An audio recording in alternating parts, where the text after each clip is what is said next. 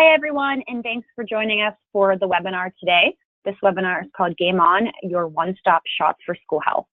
Over the course of the next 45 minutes, we will be providing you with an overview of our Game On program, which highlights each of the 6 steps within the program that can help make your school successful and sustainable in your school wellness programming. My name is Christina Shelton, and I'm a field manager here at Action for Healthy Kids. I'm joined today by my colleague, Brianne Whitmer. She is our Eastern Regional Manager. I'll be leading most of today's session, and Brianne will be managing some of the technology and answering your questions throughout the webinar.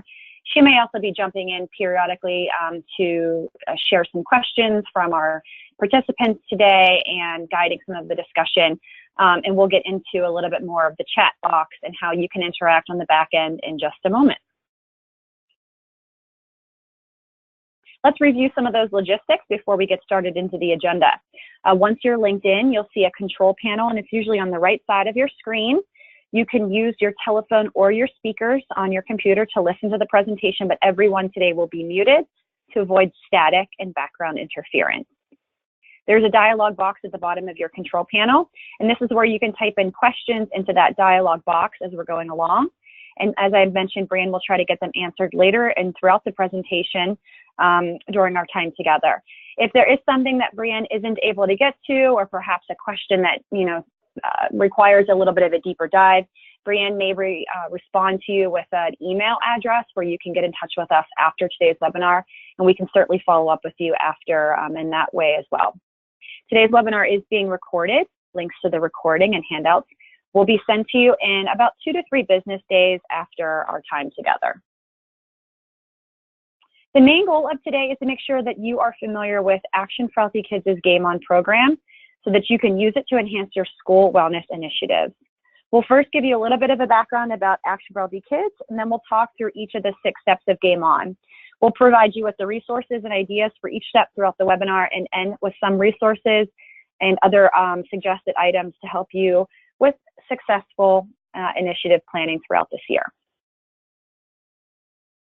So let's go ahead and get started. First, I'm just going to spend a few minutes talking a little bit about Action for Healthy Kids and our background. Some of you may be familiar with us and some of you may not.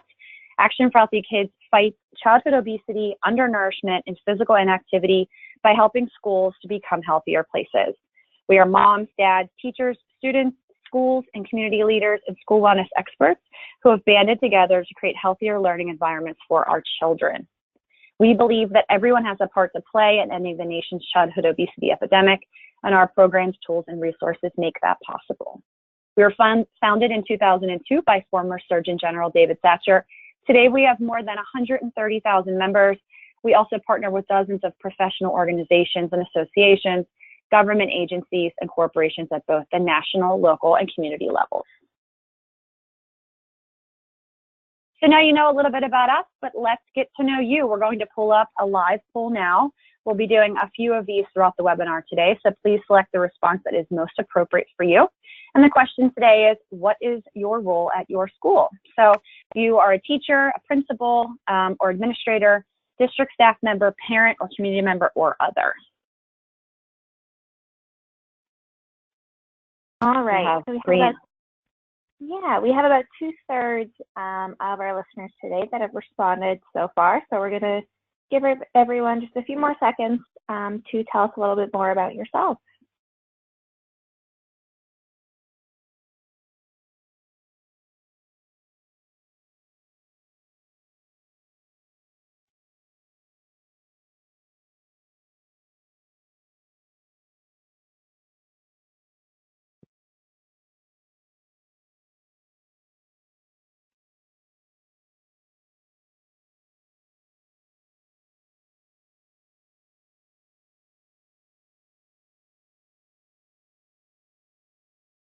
All right, Brianne, are we going to close the poll? We are, yeah. All right. So we have just about 10% of everyone today are teachers in schools. We have a little less than that are principals or other administrators. We definitely have some district and staff members joining us as well, and another 10% of parents and community members. And then a little over half of our listeners today have put themselves in the other category. Interesting. Okay, great. Thank you. Thanks everybody for participating. Back to you, Christina. All right. So let's talk a little bit about the learning connection. Integrating health and wellness into schools gives our students the opportunity for an academic advantage. This is what we call the learning connection. So the learning connection is a super great resource to help you make the connection between physical activity, healthy eating, and learning. And it's a really easy to read special report. It's a guide that summarizes the most recent research proving that healthy kids truly are better learners. And some of the highlights include some research that shows that physical activity has a positive impact on academic achievement. It leads to more focused classroom behaviors like concentration and memory, and it's also related to improved mathematics, reading, and writing test scores. It also shows that participation in breakfast programs are associated with increased grades, specifically in math and arithmetic, and that there's a positive association between healthy dietary consumption and mental processes, including cognition. So for more information, check out the Learning Connection. We will share the link with you. But this is a great resource, again, when you are sort of building your team and sort of bringing along other school wellness champions to sort of speak to some of this research that really drives the why of for wellness programming. So the Game On program, which we're going to get into a little bit more today, was developed to support schools, staff, students, and families in incorporating healthy food choices and physical activity into their daily lives in the school environment. This is with the ultimate goal of helping your school become health promoting. Based on our work with schools who have used the Game On program, we found that schools can go from starting a brand new school health team to getting nationally recognized as a health promoting school in about 3 years or less. However, it doesn't matter where your school is with your school wellness initiatives. Whether you're just starting with a school health team or whether you've been implementing school wellness initiatives for years, Game On can serve as that tool to provide you with resources and ideas to continually improve your school wellness programming. Game On can also be used to complement other programs that you may already have in place. So you don't have to reinvent the wheel. It's not something new. It's really to enhance or improve or expand. It's really designed to be your one-stop shop for all things school wellness. So what is a health promoting school? And I'll be saying this throughout the webinar today. A health promoting school provides a school environment where nutrition, physical education, and physical activity supports learning to ensure that all students are healthy, active, and ready to learn. So what does this mean for your school? Well, it's a school that engages staff, families, and community members. So you are having a school health team and supporting a school health team that meets at least quarterly and develops an action plan that serves as a roadmap for school health and wellness initiatives. You provide families with opportunities to be involved in decision-making process and volunteering to support school health and wellness initiatives. You may also communicate with your families about school health activities and programs that are both culturally and linguistically appropriate using a variety of methods. You provide community members with partnerships and volunteer opportunities to enrich school health and wellness initiatives and promote the modeling of healthy eating and physical activity behaviors in alignment with student wellness initiatives. Your school also has programs and practices in place that address health education and making sure that it's health, age appropriate, culturally sensitive, sequential, and incorporates physical activity and healthy eating, physical education that's age appropriate and sequential and standards based, and physical activity that's offered throughout the day, so outside of PE, both before, during, and after school, providing breakfast and lunch and school meals that meet USDA standards, and also providing all students with a healthy breakfast and lunch that is not only healthy, but is maybe offered or sold throughout the day and also on campus. And this could include things like celebrations, events, school stores, vending machines, and the like. So in other words, a health promoting school means your school is implementing best practices related to physical activity and nutrition. As you can see here, Game On is a framework that consists of 6 steps. You'll see here, so step 1 is all about gathering your team. Step 2 is about assessing and tracking progress. Step 3, implementation and of an action plan. Step 4 is finding activities. Step 5 is family and community engagement. And step 6 is that receiving recognition piece.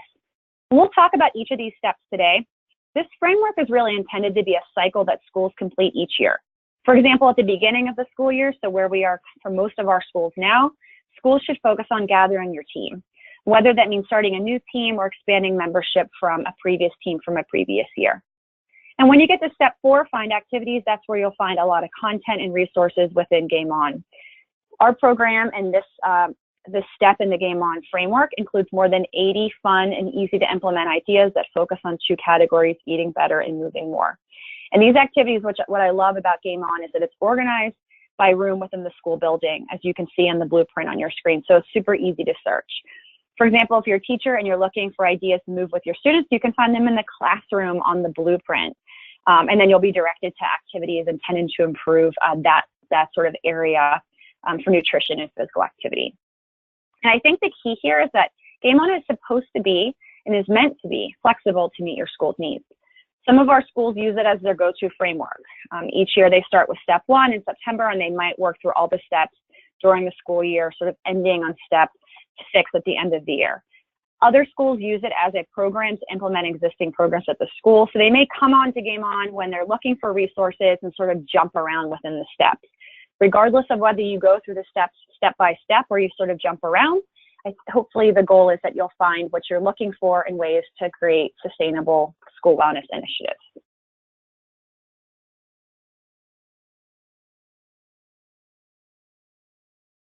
So to first access Game On, we're going to you'll open up your web browser and navigate to actionforhealthykids.org.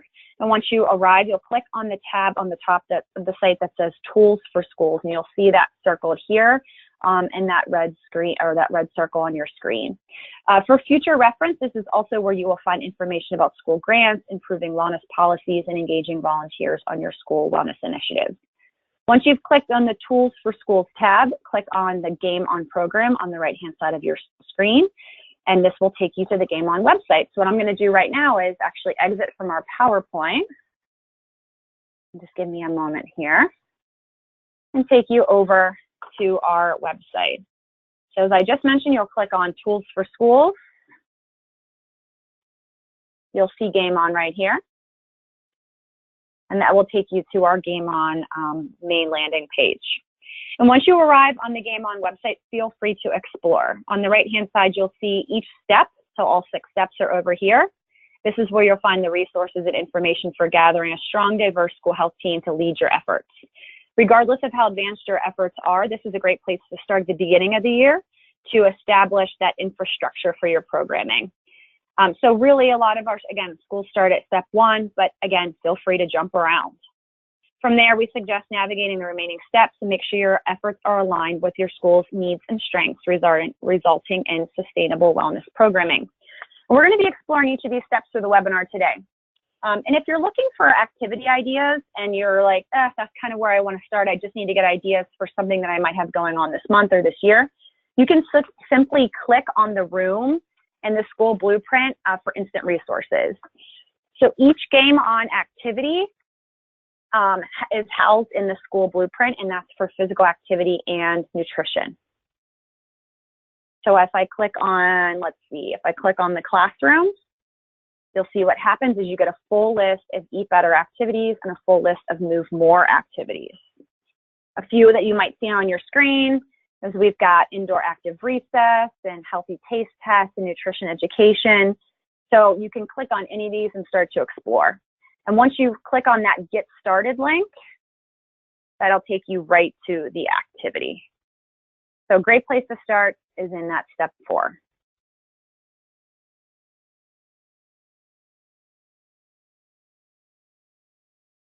All right, let's go back and look at each of these steps in a little bit more detail.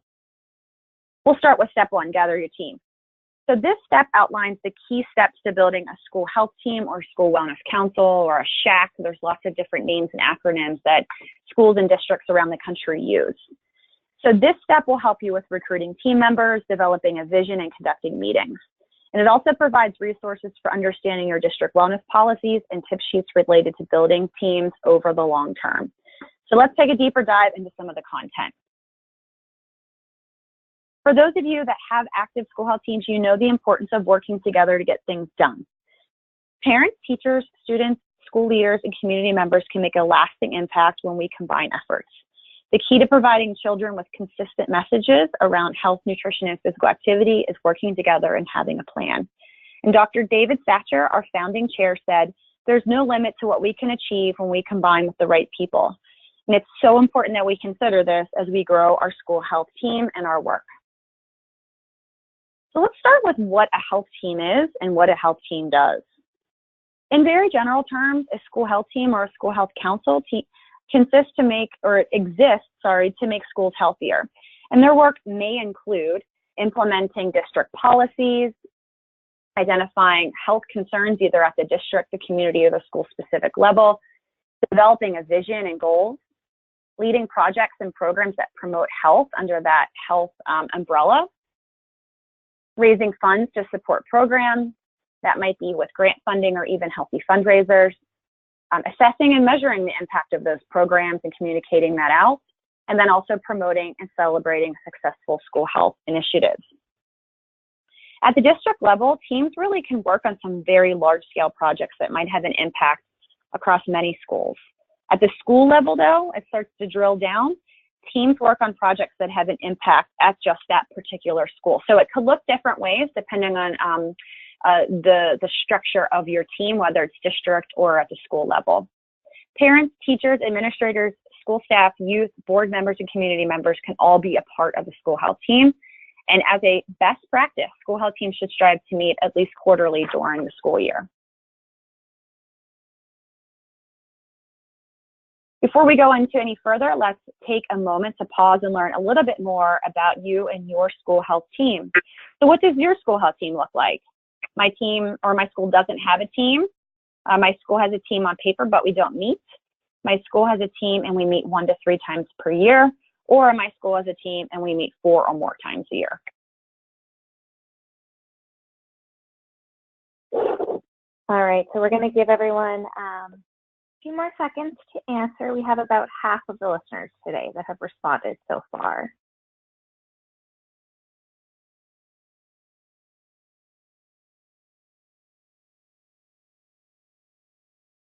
All right.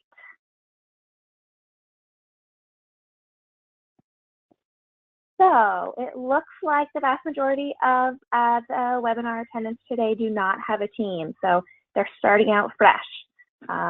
Next, we have about 20%. They do have a team on paper, but they're not meeting actively. And the rest of the listeners are tied for having a team that meets 1 to 3 times per year, and then having a team that meets 4 or more times per year.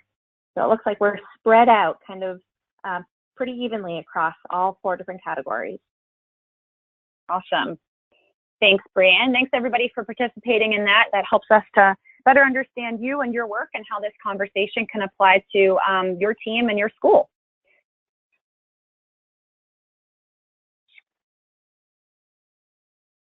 So last year, in the 2017-2018 school year, Action for Healthy Kids worked with hundreds of schools to implement this Game On process and this framework. By the end of last year, we had about 35% of our Game On schools that met about 4 times a year, which sort of meets that national practice. And it's interesting, I think when you hear, oh, 4 times a year, we think, oh, that's like not that much, that seems doable. But then we get into the school year and we realize very quickly that the school year is busy, and actually this is quite challenging. So while we recognize that this 35% might be a little bit lower than we want to see, it's actually, for all the reasons I just already mentioned, it's kind of not surprising. It is the ultimate goal, though, and we're going to talk about some strategies today that can help you to sort of meet this national practice, or to at least start to make some strides so that you can, improve and increase those meetings over the school year. Interestingly, we also found that 83% of our schools have an administrator on their school health team, and that's super awesome. Having an administrator on your team can help you get things done.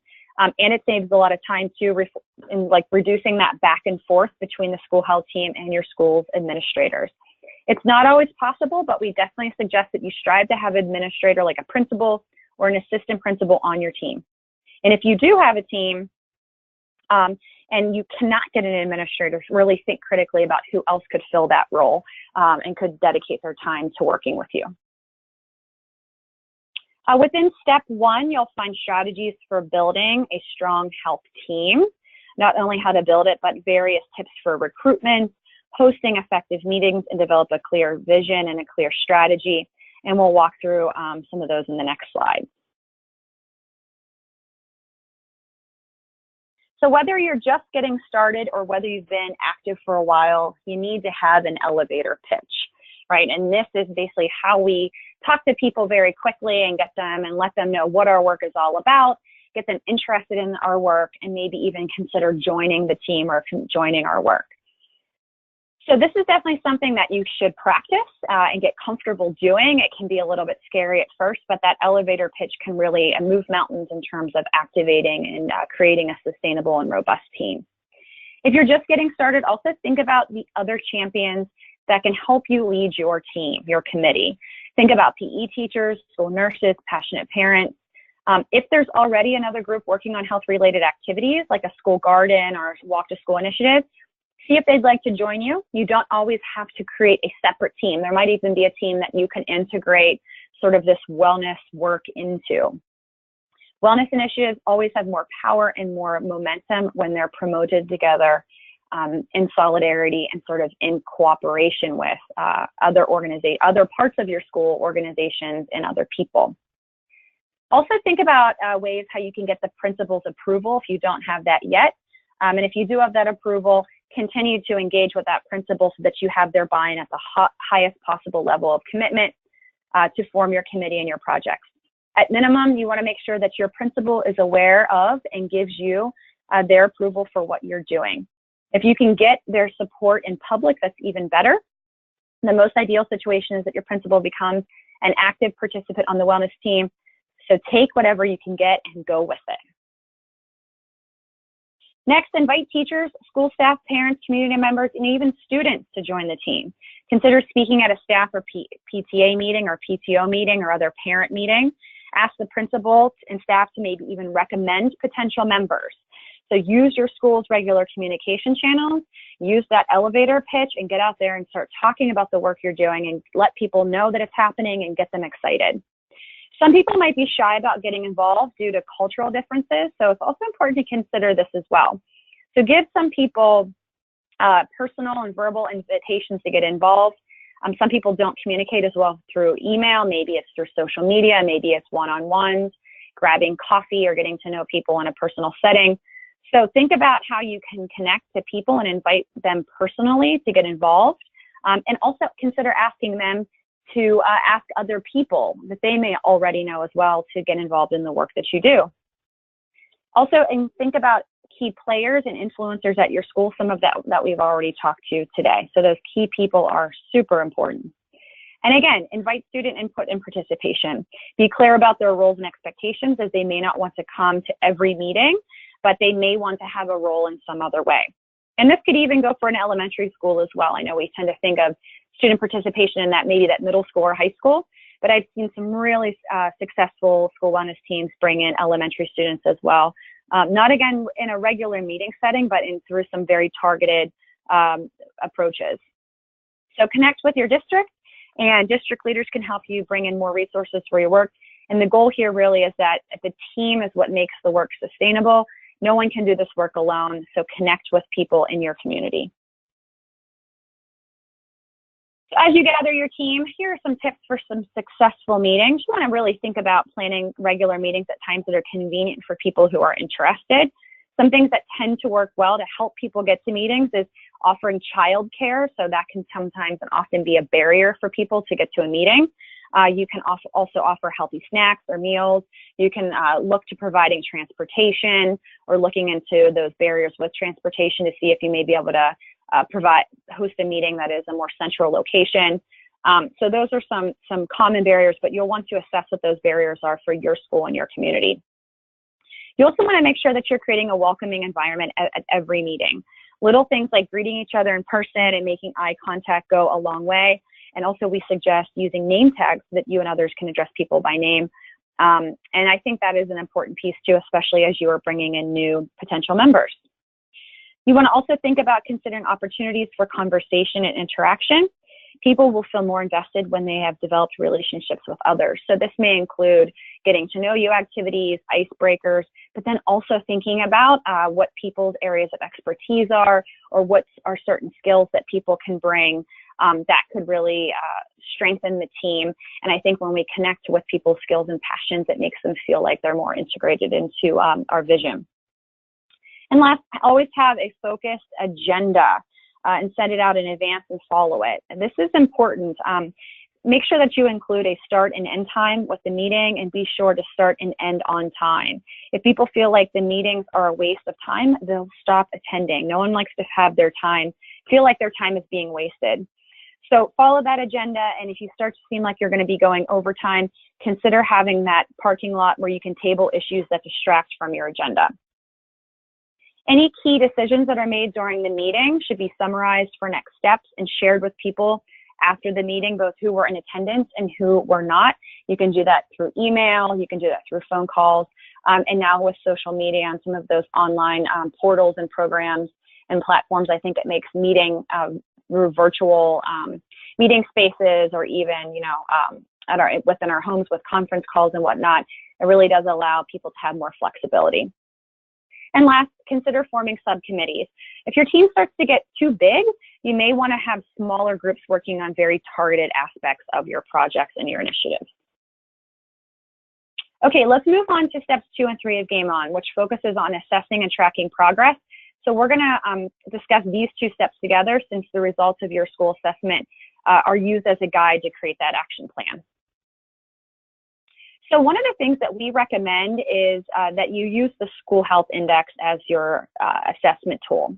The School Health Index is an online assessment tool developed by the CDC, and Action for Healthy Kids, as well as districts and schools and state agencies, have committed themselves to using the School Health Index because it's one of the best school health assessments out there. So a little bit of a background about the School Health Index for those of you who may be new or hearing about it for the first time.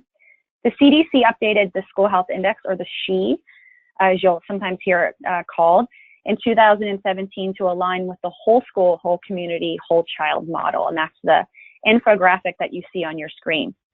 The whole school, whole community, whole child model, or WSIC, is a framework created based off the Association for Supervision and Curriculum Development, so the AFHK, their whole child approach. For some of you, you may remember the coordinated school health model. This is the model that is replacing the school health model. This new model, the whole school, whole community, whole child model, now has 10 areas or tenets that you see listed on your screen. On our school health portal, which we'll show you in a minute where that is and what that looks like, you can take an abbreviated version of the School Health Index that primarily focuses on physical activity and nutrition questions, and we'll show you how to use the online tool in just a few slides. So it may be tempting to jump right in and start a project, and I've been there, right? You just want to get in and get the work done and get to the exciting stuff. But there are many reasons to start with an assessment. Starting with an assessment enables your team to develop those relationships with key staff, sort of bringing in the right people to communicate and work together. And it also allows you to target and identify who might be missing in the room or in that virtual space if you're doing it online. Doing an assessment also helps you determine your school's strengths and weaknesses. And I don't like to say weaknesses, I actually like to think of them as opportunities. When we take an assessment, it can sometimes feel negative to look at areas where you may not be doing that well or that great, but these are opportunities for improvement. These are opportunities where your team may decide to target initiatives to build a more robust wellness program. Assessments also help you to define your goals that really suit your school's needs. And then you can also even tie that into your wellness policy or even your school improvement plan. Assessments also help you to justify your decisions to make change. So if people in your school or your community or your principal are asking, why did you decide to do this program as opposed to something else?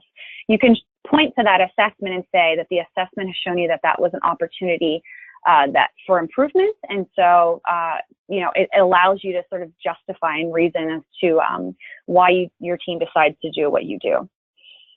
It also helps you to document starting points and to show progress over time. And I think this is a really important key because what it helps to do is show how your efforts have achieved measurable results over time and how you've created sustainable wellness programming over time. Data is also always great for funding requests, especially if you're thinking about grant funding or other fundraiser pieces that could supplement your work. And then also, it helps your school develop a focused action plan for improving school health. Hey, Christina, we are getting a couple questions in about the School Health Index, if I can jump in here. Yeah. We're getting a few people asking just about how frequently they're supposed to be taking it. Is this something they should be doing at every school health team meeting or every couple of years? Or what's the recommendation for the frequency of taking the index? Perfect. I love it, because this is exactly what I was going to talk about in this slide. What we recommend is that school health teams should do the School Health Index annually so that you can measure your progress over time.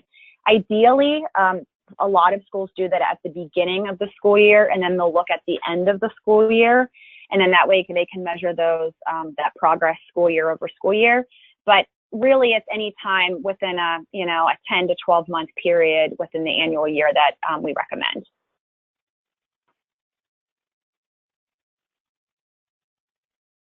Anything else?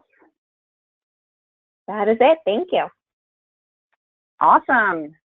So let's actually pause and take another poll. Has your school ever completed the School Health Index? We've got yes, we completed it this year. We have yes, we completed it, but not this current year. We have no, we've never done it. And then the fourth option is I have no idea. I am not sure if we ever have. All right, so about half of the listeners have participated so far. So we're going to give everyone a few more seconds.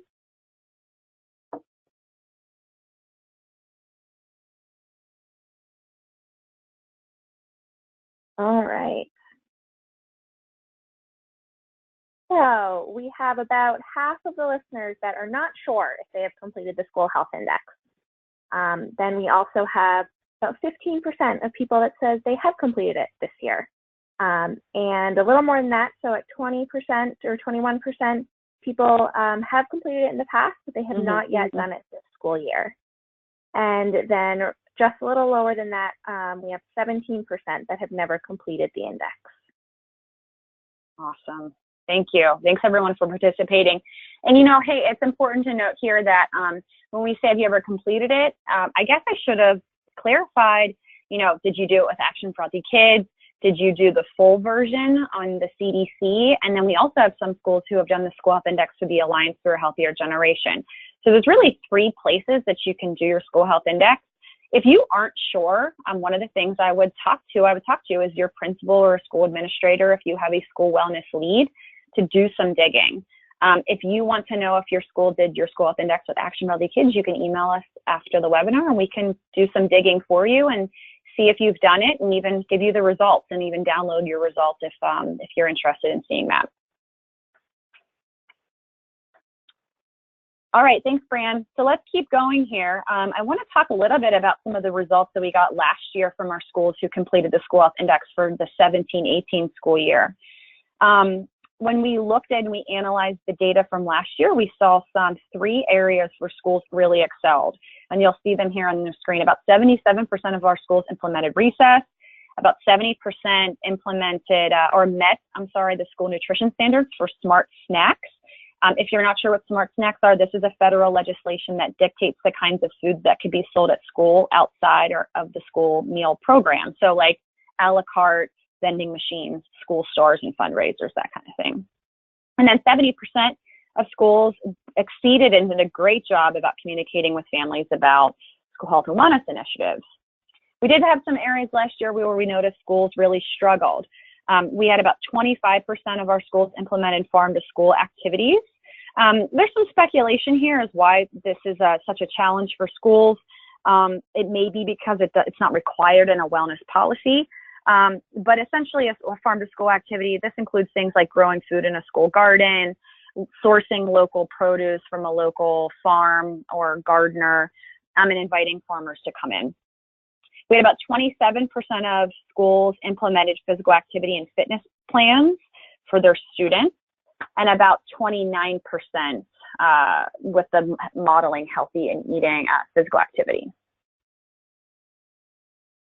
So how can Game On Step 2 support your work? If you travel to the Step 2 of Game On, you'll discover that in Step 2, we give you some information about why it's important and helpful to do an assessment. It gives you the link to our school health portal where you complete our school health index, and it also provides a guide for how to complete our school health index as well. This is a screenshot on the right-hand side of your screen of what our school health index looks like on your school portal. And after you complete the school health index, you will receive a report based on your answers. Here's an example of what a report would look like for one of our sample schools. At the top, you'll see that the report summarizes how you responded to questions in the assessment. And then at the bottom, and you don't see this on your screen here, but if you were to see this in real time and to scroll down, you would see some areas where we make suggestions for improvement. And again, this is meant to help you with your action planning to identify strengths and weaknesses, so that you are prioritizing your time and your money and your people power to where things, that your school really needs. So there are some other reasons why action planning is great. It does help to build that team camaraderie. Building an action plan with everyone's ideas coming to the table also makes it feel more robust and more inclusive. It does help to brainstorm when everyone brings their own voice and idea and skill set to the table. It's almost certainly going to be more thought out and more creative. It also helps to improve communication so that everyone feels included, they know what's expected and what they're expected to do. People also feel like they have a better sense of what their role is in the work, and it helps to eliminate confusion and potential conflicts. And last, a timeline. It's really powerful to have a timeline down on paper when you say, we will do this by this date, or this event is on this date, and then you can really outline the school year over month to month, and then to decide who is responsible for what. One of the things I always tell schools is get a date on the calendar or on a piece of paper, because then you are committing to the work, and then you have no choice really but to get it done. Step 3 can also support your school in the following ways. We do give you some information on action planning and provide suggestions on how to use that sheet. And then we also provide some links to national health observances, which is important because these are things you can build into your action plan in your school calendar. Let's move on to what I think is our most favorite part or step of Game On, which is the Find Activities section. So we're going to talk a little bit about some activities that your school can implement to build or enhance your work. Keep in mind that the activities that we discussed today should be added and can be added directly into your action plan. What I love about Step 4 is that rather than getting onto a search engine and blindly typing in a few words and looking to see what comes up, we really have a robust list of Eat Better, Move More, so nutrition and physical activity-based activities. We have, I think, over 80 total, and we're building more out year over year. So this is an area of Game On that really includes resources and ideas and tips to excite your team. As we mentioned earlier in the webinar, all the activities on Game On are organized into the school blueprints. So again, you can click on the area of the school, or when you go to our website, you can just click on Step 4. And then it will actually list out these different areas like underneath Step 4. It's pretty self-explanatory, and I think if you're a visual learner, this map really will draw you in. So why does Action for Healthy Kids focus on eating better and moving more? What we know is that a healthy school food culture supports classroom lessons. Food policies and practices reflect curriculum standards for health and nutrition rather than conflict with them. Plus, being physically active throughout the day helps students focus better on lessons and learning. We also know that a healthy food culture and physical activity encourages consumption of nutrient-rich foods and contributes to overall good health. We also know students are less likely to suffer from conditions such as childhood obesity, diabetes, hypertension, and cavities. This work also helps to provide opportunities to eat better and move more through a school's public commitment to promoting healthy behaviors, not only to students and families and staff, but to the community at large. And what this does is this sends a strong message that health is a top priority. Also, a culture of eating better and moving more creates excitement about nutrition and physical activity. When nutritious foods are presented in fun and engaging ways, students are eager to get involved. The same goes with physical activity. And in the end, all of this work really, if you think back to the learning connection where we started at the beginning of our webinar, all of this connects back to that academic achievement. So as I had mentioned, we have over 80 Eat Better, Move More activities, which is great. They are organized room by room. All of the activities include this overview, take action tips, resources, and volunteer structure. So when you pull up those activities, you'll see them all sort of structured in that way. The overview just provides a few sentences that describe the activity. The take action section provides easy ways to implement the activity and those like top items that you should be thinking about when you're planning and sort of getting ready to implement that activity. The tips section is quick tips and tricks to consider and remember when you're planning it to make the activity a success. We've got a section on that engaging volunteers, which helps to reinforce that volunteers bring the energy and the capacity and the excitement and new ideas as well to school wellness programming. And then finally, we also know that you're always looking for more resources. So we have that additional resources section as well that will provide additional ideas. So here are some of our Eat Better examples. You'll see family fun days and nutrition promotion, nutrition education, hosting a taste test and a health and wellness fair. And some examples of our Move More activities include recess before lunch, active learning, get your groove on, walking school bus, activity clubs, outdoor active recess. So again, this is not an exhaustive list, but rather just a snapshot of some of our most favorite activities that we have. So we're getting close to wrapping up our time today. I want to spend a few minutes just talking about engaging families and communities within our work. And I'll give you some quick strategies and ideas of how you can enhance your program by engaging those families and community members. So regardless of the tasks that they actually do, all volunteers really have one thing in common. They bring the time, the energy, and the resources to support your school health goals. Volunteers can bring a lot of value to the table.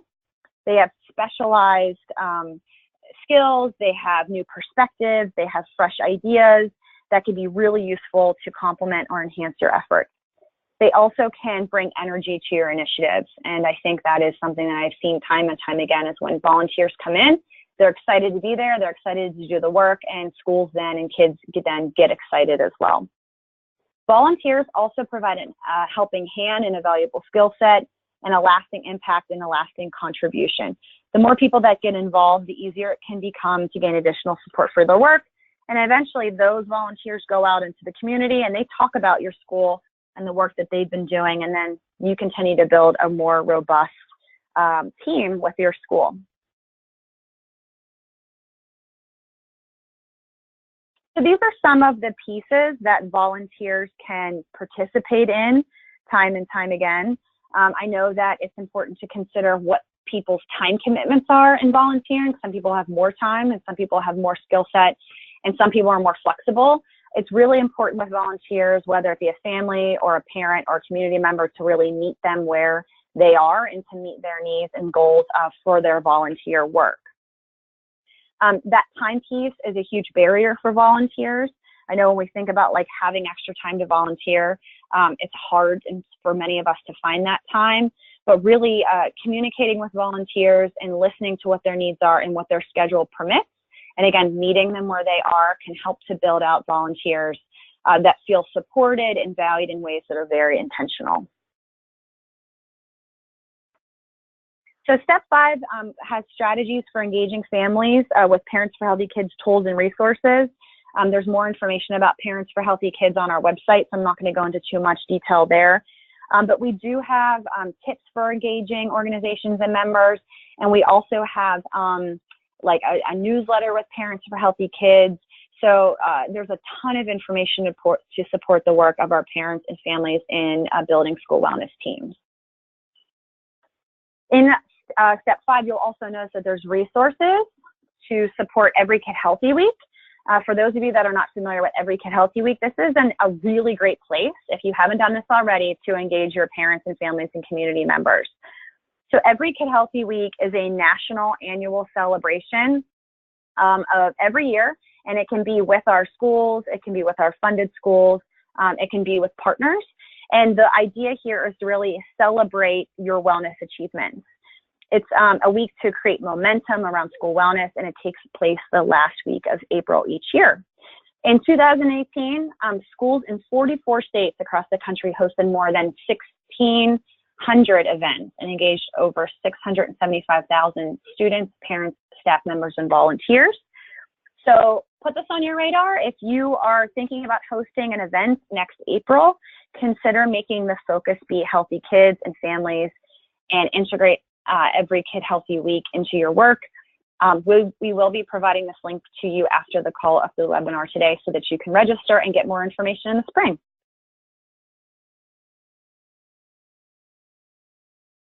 So last step, step 6, receiving recognition. We've already talked about health promoting schools and what it looks like, but what are the benefits of becoming health promoting? Why should you be looking to make it or get to that step 6 through the Game On process? There are many benefits to being a health promoting school. One of the big pieces is that it really starts and helps to build school spirit and create positive publicity. We don't want you guys to be shy. We know you're doing great work. We know our schools are doing great work. But one of the things I think we fall short of is communicating that great work out to our families and our communities. So being a health promoting school helps us to sort of receive that recognition for the work that we do day in and day out to support the health and wellness of our students. When you share out that success, you also increase support and momentum, and it also helps you to get your message out to build a more robust team. Health promoting schools also support the learning connection. So you'll also be doing, sort of making that connection to academic achievement in your work, which is huge, especially when you are looking to engage principals and other school district officials to recognize you and all the success that you've had. Being a health promoting school is a way for your school to be a leader in the efforts and to also even maybe work with other schools in your community to sort of share best practices, how to overcome barriers, and how to, what are those best practices and tips for building not only a wellness team, but the assessment and the action plan as well. It's important to keep all of these factors in mind when you're looking to involve or strengthen volunteer engagement as well. And so definitely consider that and that piece within that health promoting model. And if there's something that you don't see on our website that you need or you're looking for in terms of how to become health promoting, let us know and we will follow up with you after the webinar today. So how do you know if your school is health promoting? Well, the answer is very simple. You need to take that school health index. The school health index is designed to focus on best practices that help you to become health promoting. When you take our school health index, we give you a score that tells you what percentage of your health promoting practices you are implementing. We also highlight for you specific areas where you can improve. So if you're not currently health promoting, that you can reach that status by the end of the school year or maybe even the school year after the current one. So it does help. So definitely if you're interested in becoming health promoting or learning more about it, get into that school health index and see where your school currently is. Go to step 6 of Game On to get more information on what health promoting schools are and what the process is, the benefits, and how to become one. Before we conclude, and I know it's been a long 45 minutes, a ton of information to consider today, I want to share a few additional resources that could be of use to you moving forward. The first is our state coordinators and our regional managers.